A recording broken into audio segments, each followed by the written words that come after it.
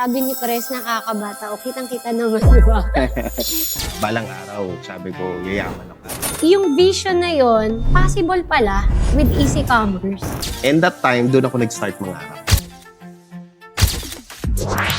On the next episode of Evitalk Podcast Season 3. Let us all welcome Mr. Romel Ballesteros. Sino nga ba si Sir Romel Ballesteros before maging CEO and President?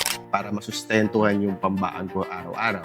So I decided na mag-pedicab driver at the age of grade 4, grade 5. And that time, doon ako nag-start mangarap. Ano ba yung nakita mo sa networking? Bakit parang ito yung nakita mo na pwede magpabago ng buhay mo? Balang araw, sabi ko, yayaman ako. Ano ba yung product ng easy commerce? Sabi ni Pres, nakakabata. O, kitang-kita naman, di ba? Dumating ba yung point na parang hindi ka na masaya? No matter what happened, maganda or pangit, kailangan tuloy-tuloy ko. Yes. Doon ko na-realize, ano ba yung purpose ko? Paano mo napagsama itong e-commerce and then itong network marketing?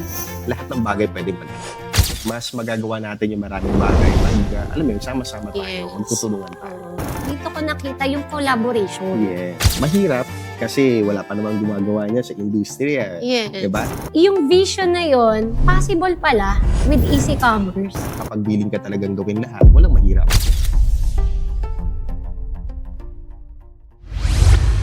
Hello mga ka-Evi! Huwag kalimutang mag-like at mag-subscribe para lagi kang updated sa aming episode.